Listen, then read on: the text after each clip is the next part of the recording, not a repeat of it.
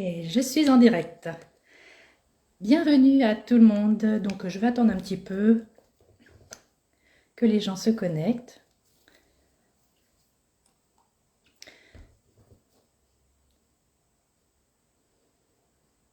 Ça fait toujours un petit peu bizarre.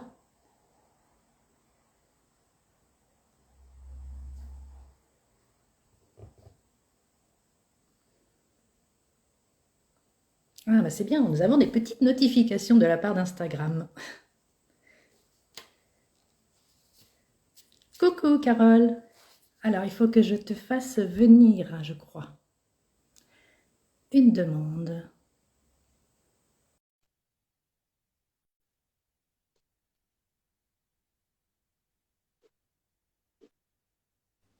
Yes, super.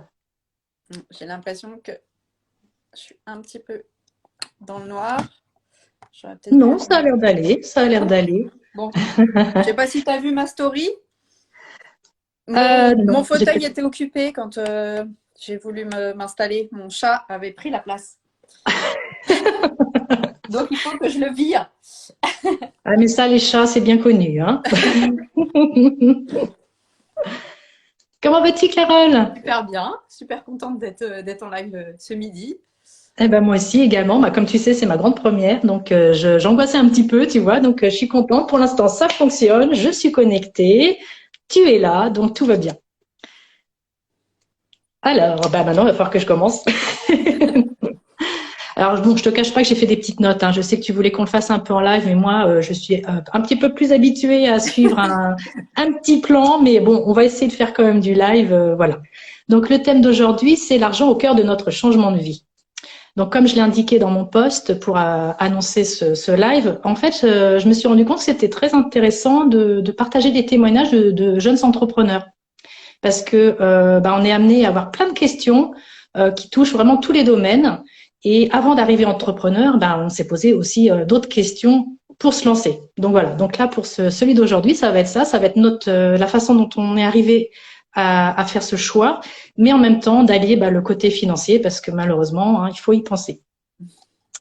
Donc, alors, qu'est-ce que j'avais envie de dire? La petite intro. Voilà, j'avais une petite intro, donc je viens d'en parler un petit peu.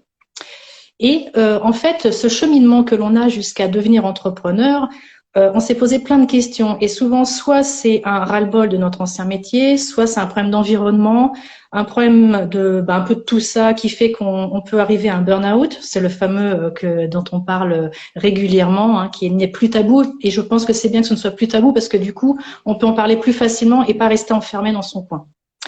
Donc ça, c'est ce qui nous amène souvent, c'est l'effet déclencheur. Donc, est-ce que tu veux nous parler un petit peu, déjà nous te présenter rapidement, et puis nous annoncer comment ça s'est déclenché chez toi? Alors, moi pour le moment, je suis pas encore lancée. Pour l'instant, je suis encore donc je suis fonctionnaire, donc je suis toujours en emploi. Mais j'ai demandé une disponibilité, donc je pense qu'on en reparlera peut-être un petit peu après, quelles sont les spécificités en fait de la dispo pour les fonctionnaires. Normalement, si tout va bien, je devrais être officiellement à mon compte à partir du 1er mars. Ça approche donc. Oui. Pour le moment, mon projet est encore, on va dire, balbutiant. J'ai pas forcément travaillé tous les aspects.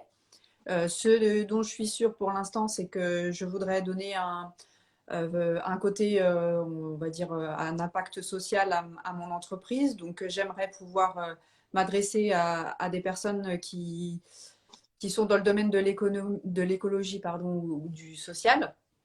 Moi, je suis professionnelle de la communication, je voudrais pouvoir accompagner les personnes dans ce secteur-là à communiquer sur Internet, sur les réseaux sociaux, les blogs, etc.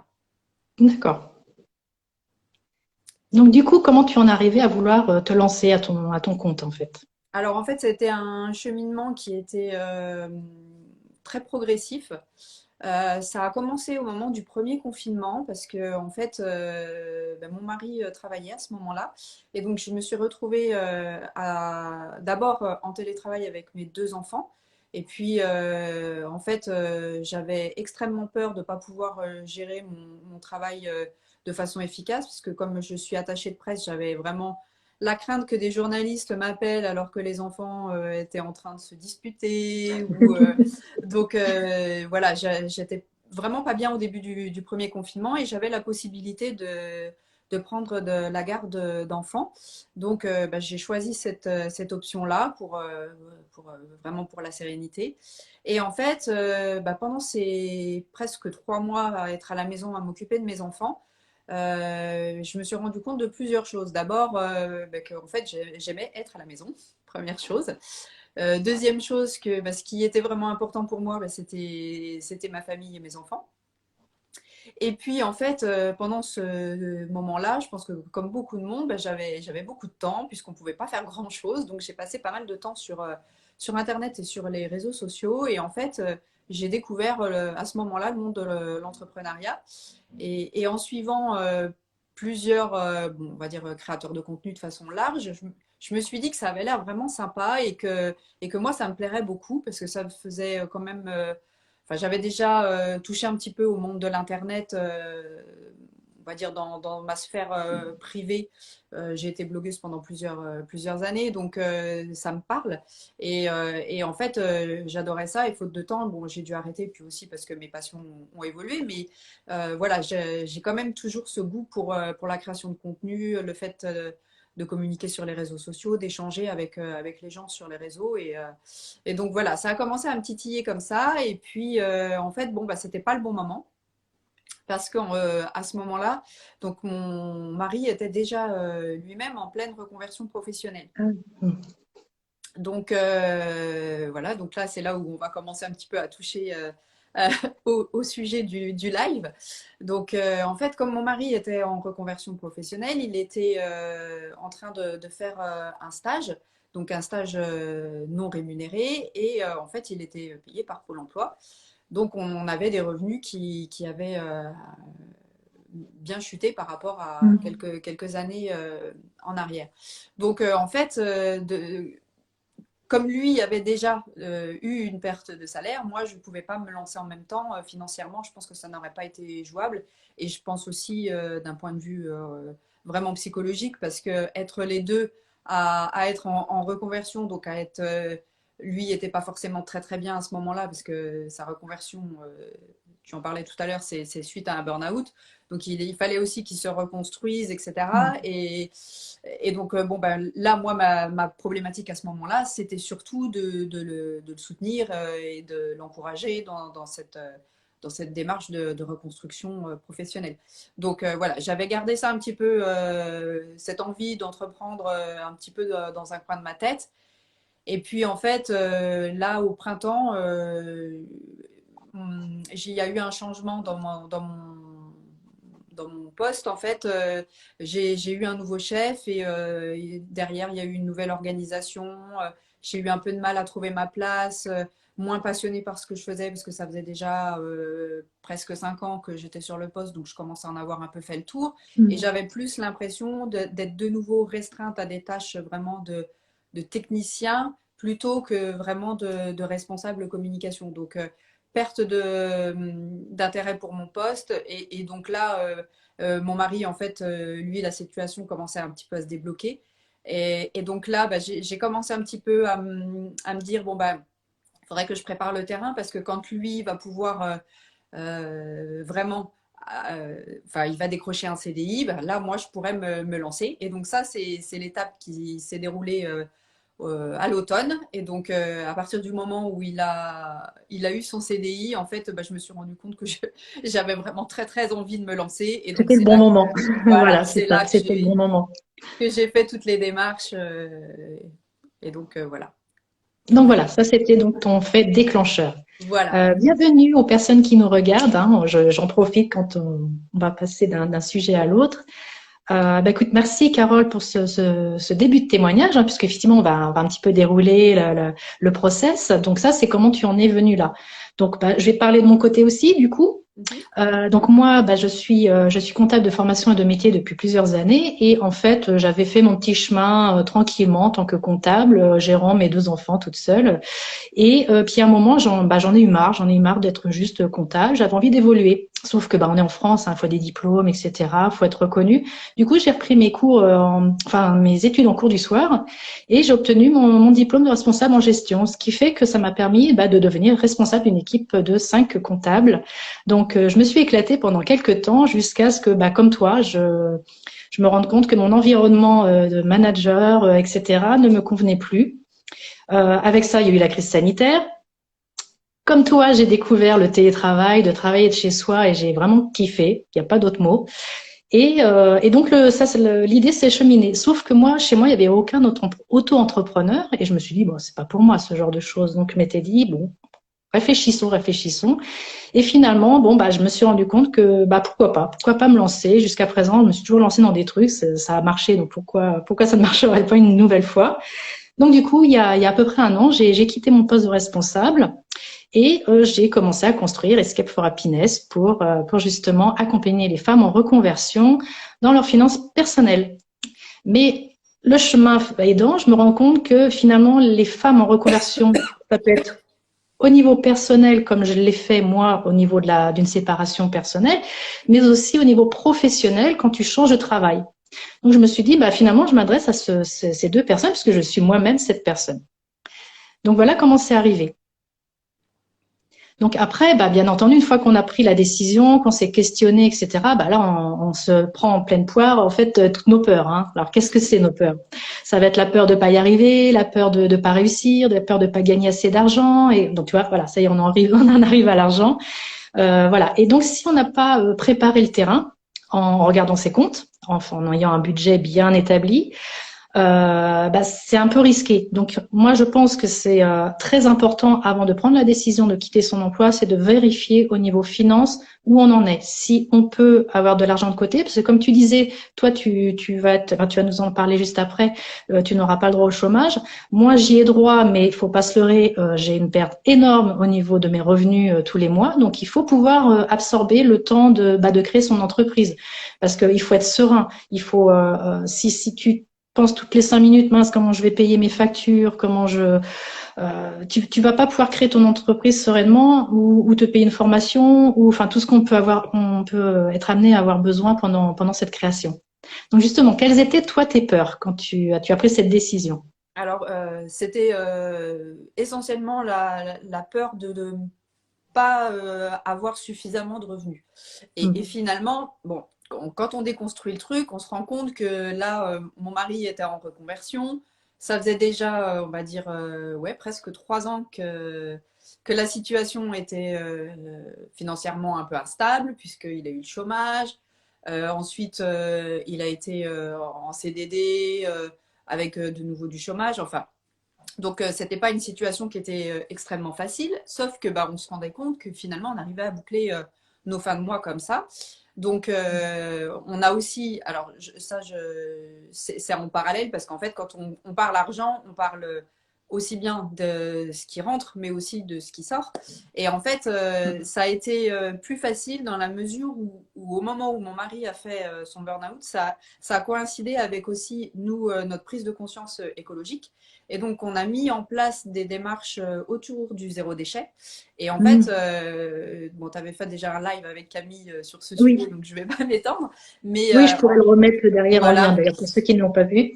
parce qu'en fait, quand on intègre toutes ces démarches, on se rend compte que finalement, notre façon de consommer est différente. Donc, on va avoir des postes de dépenses qui vont être un petit peu plus importants. Je pense notamment à l'alimentation, parce que quand on achète en vrac, souvent c'est bio, donc un petit peu plus cher. Mais par contre, sur d'autres postes de dépenses, on va dépenser beaucoup moins. Et donc, au final, quand on fait la différence, nous, concrètement, on a eu plutôt moins de dépenses depuis Mhm. qu'on est dans la démarche zéro déchet, parce que essentiellement, on achète d'occasion. Donc, ces deux choses qui se sont passées en même temps, finalement, ça nous a permis aussi de réduire nos factures et de ne pas forcément perdre en pouvoir d'achat au final. Mhm.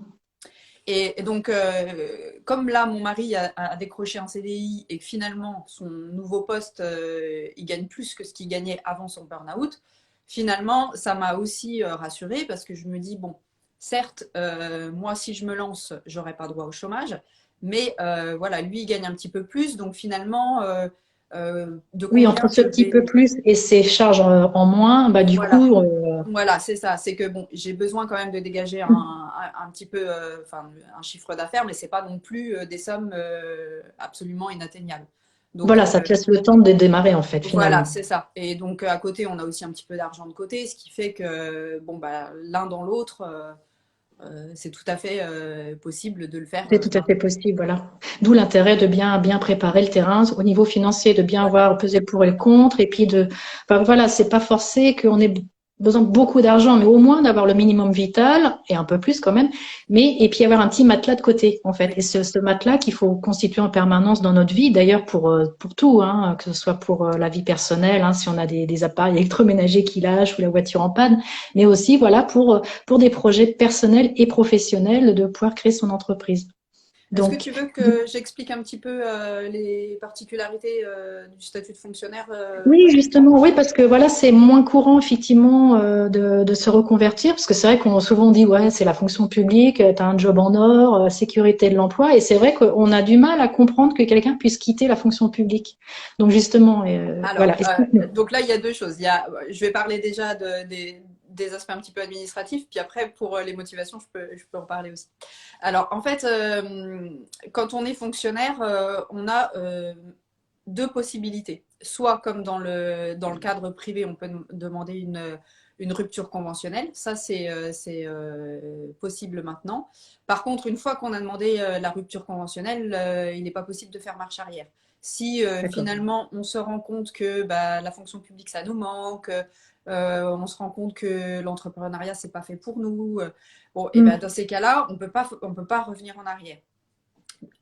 Et même plus que ça, il me semble que pendant 5 ans on ne peut pas réintégrer la fonction publique. Ah Donc oui, il faudrait repartir sur un poste salarié dans le privé. Donc voilà. Alors que la deuxième possibilité, c'est la demande de disponibilité. Donc là, c'est comme un congé sans solde dans le privé. Donc pendant une durée qu'on détermine avec l'employeur, on peut exercer une autre activité sans perdre son statut de fonctionnaire. Donc c'est sur une durée limitée. Après, il faudra que je fasse un choix. Mais disons que voilà, ça me donne la pour moi, ça te laisse un peu de possibilité. temps. Voilà, C'est un peu comme le congé sans solde en tant que salarié, en fait. exactement, oui. D'accord. Donc, Oui, donc c'est vrai que c'est bien ça. Tu vois, tu te sécurises côté financier, tu te sécurises au niveau de ton travail. Finalement, ça te laisse le temps bah, de te lancer, de voir si ça te plaît, parce qu'il n'y a pas que le fait de savoir si ça va marcher, mais il y a aussi de savoir si ça va te c'est plaire. ça. Parce Oui, que je vais revenir après, le fait de devenir auto-entrepreneur, ça a un impact. Et puis ça, voilà, il y a plein de choses qu'on va voir justement, plein de domaines en fait dans lesquels tu es concerné. oui. Alors, du coup, je reviens aussi sur ce que tu disais à propos de la sécurité de l'emploi et du Mm. job en or. Ça, je le confirme. On est plutôt bien loti dans la fonction publique. Alors, souvent, on s'imagine que la fonction publique, on a beaucoup d'avantages. On n'en a pas tant que ça. Mais c'est vrai qu'on a la sécurité de l'emploi. Et donc, de ce fait-là, au niveau financier, on est complètement zen. C'est que voilà, c'est qu'on ne peut pas se retrouver du jour au lendemain à être licencié. Si Mm. jamais il y avait un souci, il nous trouve toujours un poste quelque part. Là où moi, en fait, je me sentais plus à ma place, c'est qu'en fait, les perspectives d'évolution qu'on m'offrait dans la fonction publique ne m'enchantaient pas. Donc, en fait, c'est que là, à l'heure actuelle, j'habite à Rouen. Donc, Rouen, dans mon administration, c'est une toute petite structure. On n'est même pas 100 personnes. Donc, si je passais des concours internes et que j'évoluais en interne, déjà, et d'une, j'étais pas sûre de pouvoir rester dans ma ville. Et de deux, les postes qui m'étaient proposés, c'était des postes d'encadrement dans des fonctions qui ne m'intéressaient pas énormément. Donc, ça n'avait plus Mm. rien à voir avec la communication. Et franchement, c'est ce que j'ai envie de continuer de faire. Donc voilà, c'est pour ça aussi que quand il y a ces deux aspects-là, l'aspect j'ai envie de relever des challenges, de pouvoir être autonome. Et puis d'un autre côté, ce que j'ai actuellement, bah, je me sens un petit peu coincée dans mon évolution. Voilà, ça a fait que il y avait trop de différence en fait entre mes Mm. aspirations et puis Oui, c'était super important. Bienvenue à ceux qui nous rejoignent, hein. Je vois qu'il y a Marine et Mélanie. et Mélanie. Donc, Oui. bienvenue. Si vous avez des questions, n'hésitez pas. On essaiera d'y répondre pendant ce live. Donc, moi, ça me faisait rebondir du fait qu'on voilà, on pense financièrement pour se lancer. Mais après, il faut aussi penser financièrement quand on est lancé. Parce que quand on est lancé, il faut pas se leurrer. Quand on est auto-entrepreneur, c'est ce que je disais tout à l'heure, on va être amené à avoir toutes les casquettes, hein. Donc, les casquettes de comptable, les casquettes de vendeur, les casquettes en marketing, savoir utiliser des outils. Coucou Mélanie. Tu vois, Mélanie, c'est mon premier live, hein, donc tu vois, je suis super stressée. Mais bon, ça va bien se passer. Et donc toutes ces casquettes, en fait, ça peut être perturbant, puis surtout chronophage. On passe beaucoup de temps à se former. Donc sur Internet, il y a tout ce qu'il faut, mais je pense que parfois c'est très important d'être accompagné. Et donc quand on est accompagné, automatiquement c'est un coût. Donc tu vois, c'est aussi ça. Il faut pouvoir avoir ce petit matelas, non seulement pour que notre lancement soit pérenne, mais aussi pour pouvoir se former. Alors je crois que tu as une petite expérience là-dessus et des idées aussi de ce que tu auras besoin pour te lancer. Oui, alors en fait, comme je l'expliquais tout à l'heure, comme mon processus a été progressif, finalement, j'ai déjà fait des tentatives de me former par moi-même gratuitement Mm. sur Internet, d'essayer de faire un peu des tests de publication sur les réseaux, etc. Et en fait, très vite, je me suis rendu compte que j'atteignais un palier de compétences et aussi un palier au niveau du mindset. Donc, je me suis dit que si je voulais pouvoir générer des revenus assez rapidement, Mm. j'avais besoin d'être accompagnée. Donc, en fait, j'ai choisi le coaching individuel. Donc, pour pouvoir être vraiment coaché de façon vraiment individuelle, pour pouvoir Oui, euh, personnalisé en fait, que ce soit voilà, vraiment c'est pour ça. toi. Mm. Et donc vraiment travailler sur les points qui, moi, me posaient problème. Mais bon, quand on parle coaching individuel, ça a un coût forcément plus important Mm. qu'une formation en ligne. Mais voilà, l'objectif, c'est de pouvoir rentabiliser assez rapidement Mm. ce coaching, donc d'avoir toutes les clés en main pour pouvoir me lancer et puis avoir un plan pour générer des revenus assez vite. Oui, tout à fait. Donc, oui, tout à fait. Et moi, personnellement, c'est la même chose. En fait, moi, j'ai aussi un coaching individualisé. C'était surtout pour me permettre déjà d'accepter que je pouvais devenir auto-entrepreneur, d'accepter aussi de me rendre visible, comme je le fais aujourd'hui, parce qu'en fait, on a une grosse angoisse quand on quitte son poste de salariat. Enfin, on n'est jamais mis en avant, et encore plus quand tu es comptable, hein, tu es toujours derrière ton écran, tu n'es pas vraiment habitué à communiquer comme ça sur les réseaux sociaux. Et du coup, d'être fait accompagner, ça te permet de t'entraîner, d'être poussé, on te file des petits tests, etc. Et du coup, au fur et à mesure, tu te dis, ouais, je vais encore sortir de ma zone de confort. D'ailleurs, ça, c'est un des gros trucs quand tu es auto-entrepreneur, tu sors de ta zone de confort tout le temps. Donc, il y a ce côté, voilà, d'être visible. Par exemple, moi, LinkedIn, il n'est pas encore mis à jour. Je vais le faire dès que vraiment je vais me sentir prête, parce que pour moi, LinkedIn, c'est le côté pro, le vrai. C'est celui où on se voit vraiment. Alors que pour moi, Instagram, on est plus avec le particulier. Finalement, on est moins, entre guillemets, coincé. Je sais pas, c'est une fausse croyance, certainement encore. Donc, il y a ce côté voilà de business, hein, donc d'être accompagné pour l'entrepreneuriat. Et après, il y a le côté formation. Par exemple, moi, puisque je suis comptable, je vais pas avoir de problème au niveau de ma compta, du côté administratif, juridique, toutes ces choses-là. Par contre, je vais peut-être être moins à l'aise au niveau marketing, vente, etc. Alors que toi, et communication. Alors que toi, tu vas être beaucoup plus à l'aise là-dessus. Donc, faut pas hésiter en fait à voir en fait quels sont nos besoins. Mais je pense que pour connaître nos besoins, faut un peu mettre le nez les mains dans le cambouis, comme on dit, au moins tester tous les domaines, voir ce qui nous plaît, ce qui nous plaît moins, les domaines où on est plus à l'aise et ceux où on est moins à l'aise, et après se former. Soit se former, soit déléguer, mais sauf qu'il faut pas, pour moi, il faut pas se leurrer. Je veux dire, déléguer, on pourra le faire qu'une fois qu'on aura du chiffre d'affaires. Tant qu'on n'en a pas, on peut pas déléguer parce que c'est un coût. Donc, en attendant, au moins de se former. Alors, après, c'est mon côté financier, faire attention. Donc, il y a les formations qu'on peut payer et il y a les formations qu'on peut obtenir gratuitement. Alors après, bon, sur Internet, le problème, c'est que c'est très chronophage. Pour trouver, il y a tout ce qu'il faut de gratuit et c'est très chronophage, ça nous prend du temps et on n'en a pas forcément. Par contre, avec les associations, il faut pas hésiter à contacter des associations. Moi, personnellement, j'ai fait une formation sur 2 semaines qui était très bien, qui était gratuite. C'était avec l'association ADI et ça s'appelle Je deviens entrepreneur. Et en fait, tu regardes tous les panels dont tu as besoin. Donc, effectivement, tout est généraliste, mais ça te permet de voir tous les domaines dont tu vas avoir besoin en tant qu'auto-entrepreneur. Donc, après, tu n'as plus qu'à reprendre chaque domaine et voir ceux où tu es à l'aise et ceux où tu as besoin d'aller un peu plus loin. Donc voilà, faut pas hésiter à commencer avec les associations, puis ça permet de parler de ton projet, ça te permet de t'entraîner et de vraiment de découvrir tout ce que ça a comme impact en fait derrière de devenir auto-entrepreneur. Et voilà, donc moi, tout ce parcours, je l'ai fait déjà depuis un an, donc j'ai un petit peu plus d'avance par rapport à toi, mais c'est vrai que c'est très important voilà, de se former, de se faire accompagner, que ce soit financier, enfin payant ou non, enfin, faut trouver ce qui nous correspond et ce qui nous permettra d'aller le plus vite possible, parce que faut pas faut pas se cacher, il va falloir gagner du chiffre d'affaires au bout d'un moment, parce que sinon, notre projet, il ne sera pas viable. Exactement. Alors, ça, c'est au niveau de formation, accompagnement. Qu'est-ce qu'on voulait dire d'autre? Je ne me souviens plus. Par quoi commencer? Oui, c'était ça en fait. C'était surtout de vérifier notre projet, ce qu'on veut, d'apprendre à l'exprimer auprès de nous, d'en parler. C'est ça que j'ai beaucoup appris moi depuis plusieurs mois, c'est qu'il faut vraiment pas hésiter à en parler autour de soi, parce que c'est comme ça qu'on va se faire connaître. Hein. C'est pas uniquement avec les réseaux sociaux, c'est vraiment autour de soi. Faut pas hésiter à en parler, apprendre, communiquer, échanger. Donc c'est pour ça justement que j'ai trouvé l'idée d'avoir des témoignages de personnes qui se lancent, c'était super intéressant. De le partager sur ma page Instagram, puisque vraiment moi je suis en découverte également, donc voilà, c'était super intéressant. En plus on se connaît déjà par rapport à des formations et on va voir le parcours de chacune, c'est top. Et en plus on voit qu'il y a des liens entre chaque.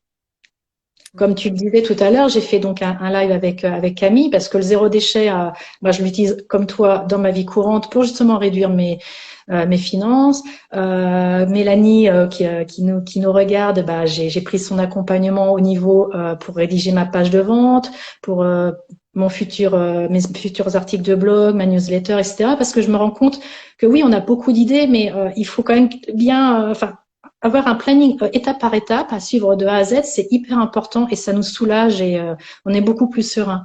Et ça me fait rebondir, par exemple, moi, ce que je propose en fait comme accompagnement, c'est ça, c'est de reprendre ses finances de A à Z. Parce que gérer un budget, c'est pas uniquement suivre un tableau Excel, c'est vraiment se poser sur notre façon de vivre, quels sont nos besoins, quels sont nos désirs, nos projets, quels sont nos revenus, quelles sont nos dépenses actuelles, dans quoi on a envie de mettre notre argent, savoir où il va et surtout pas d'avoir des hémorragies comme on peut avoir souvent. On se dit mince, mais où est-ce qu'il est parti mon argent tous les matins? Je me lève pour bosser, mais c'est pas que pour payer des factures, c'est aussi pour soi, c'est aussi pour se faire plaisir, pour se projeter, pour voilà. Enfin, c'est vraiment ce que j'ai envie de montrer, c'est que voilà, c'est l'argent est à ton service et pas dans l'autre sens. Est-ce que toi, tu as une petite une relation avec l'argent? Quelle est la tienne en fait? Tu le vois comment l'argent par rapport à toi, ta vie, tes enfants? Disons que pour moi, l'argent, ça n'a jamais été une fin en soi, parce qu'avant de travailler dans la fonction publique, j'étais commerciale en grande distribution. Donc, c'est le métier par excellence où on cherche absolument à faire du chiffre et du chiffre. Mm. Donc, autant dire que ça ne me parlait pas du tout. Et quand moi, on me mettait une carotte financière, c'est pas ça qui me faisait avancer, en fait. Donc, donc je me suis rendu compte, voilà. Donc, ça a été aussi ma première reconversion et aussi, ça m'a permis de voir ce qui était important pour moi et qu'en fait, ce que je voulais absolument dans mon métier, c'était de pouvoir être utile aux autres et donc dans la fonction publique, là, c'est absolument évident quand on travaille pour un service public qu'on est utile. Mais voilà, alors que dans la grande distribution, j'avais pas du tout ça. Je voyais bien que je servais le chiffre d'affaires de la boîte pour laquelle je Exactement. travaillais. Toujours Et plus, toujours plus. exactement. Donc voilà, c'est ça, moi, la relation que j'ai avec l'argent, c'est quelque chose qui nous est utile, dont on ne peut pas se passer, mais c'est pas une fin en soi. Exactement, c'est exactement ça.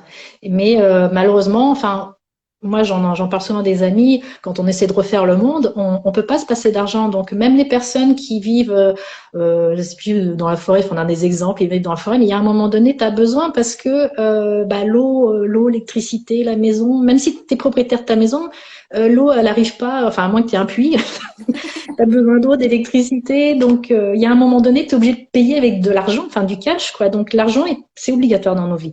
Maintenant, effectivement, par rapport à notre relation, pourquoi vouloir toujours plus, toujours plus? Non, peut-être pas. Peut-être déjà moins dépenser et avoir en fait un bon équilibre entre les deux. Parce que beaucoup de gens, moi ça me fait mal au cœur, c'est beaucoup de gens vont avoir des métiers mais hyper prenants, ils vont bosser plus de 90 heures par semaine, vont pas avoir leur famille. Alors c'est sûr qu'ils auront une bonne paye, mais derrière, qu'est-ce que et souvent ce sont ces personnes en plus qui font des burn-out, même si c'est pas uniquement les personnes qui ont des très bons salaires qui font des burn-out, mais voilà, je pense qu'il faut faut avoir un bon équilibre de vie et mettre vraiment l'argent dans le bon sens en fait, et pas que ce soit quelque chose de pénalisant. Et quand dans ma reconversion, c'est un peu ça. Le fait que j'ai bien géré mon argent depuis des années, malgré le fait que j'avais seul 2 enfants, ça m'a permis d'avoir ce fameux matelas de sécurité qui m'a permis de me dire, ben voilà, moi mon travail aujourd'hui me plaît plus dans ces conditions-là. Pourtant, enfin le travail en lui-même me plaisait énormément, mais l'environnement ne me convenait plus. Ben je m'en vais. Je m'en vais parce que je peux pas continuer comme ça. Mais derrière, j'arrive à compléter bah, ce qui me manquerait au quotidien financièrement grâce à ce matelas que j'ai pu constituer depuis des années. Et c'est ça que je vais donner en fait un peu comme conclusion de notre live, c'est que quand on se reconvertit, faut pas le faire à la légère. Tout est possible, mais il faut vraiment se poser avant de prendre sa décision, que ce soit du côté de notre projet, même s'il va évoluer, hein, bien entendu, on n'est pas figé, et de l'autre côté, au niveau financier, de pouvoir vraiment s'auto-accompagner finalement. Exactement. J'étais en train de lire le. D'accord, pas de souci. Merci Mélanie. Bonne journée.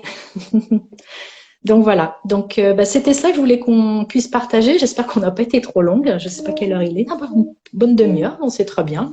J'espère que nos parcours pourront inspirer d'autres femmes ou hommes, hein, parce que de toute façon, hein, chacun peut être amené dans sa vie à changer de travail. Et donc voilà, le fait de témoigner, ça peut donner en fait soit des idées, soit de se conforter dans une idée. Mais en tout cas, voilà, moi mon conseil, c'est vraiment faire attention avant de se lancer, de vraiment peser le pour et le contre et de se sécuriser financièrement, moralement et de bien s'entourer. Et toi, est-ce que tu avais un petit mot de la fin, Carole? Non, mais j'avais envie de rebondir sur juste ce que tu venais de dire, de bien s'entourer. Donc, Mm. c'est d'un point de vue des formations qu'on peut suivre, mais c'est aussi le réseau d'entrepreneurs qu'on Mm. se crée. Parce que là, tu en as brièvement parlé tout à l'heure, on se connaît déjà par le biais d'une formation. Mais en fait, d'être plusieurs à être à peu près aux mêmes étapes de développement de notre entreprise, bah, en fait, on se soutient mutuellement et ça aussi, Oui, c'est hyper important. exactement. C'est super important et comme ça, on se sent beaucoup moins seul. Et du coup, bah, on met toutes les chances de notre côté. Voilà. Donc voilà. Bah, écoutez, si je vais mettre le replay, si je me trompe pas, au niveau technique, vous pouvez toujours poser des questions, soit en message privé à l'une ou à l'autre, hein, je mettrai les liens, soit en commentaire du replay, on se fera un plaisir d'y répondre, parce qu'effectivement, nous, on pourrait échanger pendant des heures, hein, parce qu'il y a tellement de domaines qui nous passionnent, donc voilà. Ce sera peut-être l'occasion de faire d'autres lives sur des thèmes particuliers. Et puis, bah, sinon, bah, merci beaucoup, Carole, d'être venue. C'était un plaisir. Et puis, bah, de toute façon, on reste en contact, hein, on va continuer. Je te souhaite bon courage parce que ça approche là le lancement et je sais qu'on peut toujours être un petit peu nerveux, mais en tout cas, voilà, ça va le faire et on se soutient toutes. Et voilà. Donc, bah, je souhaite une bonne journée à tout le monde et bah, je vous dis tous à bientôt. À très bientôt. Bonne journée, au revoir.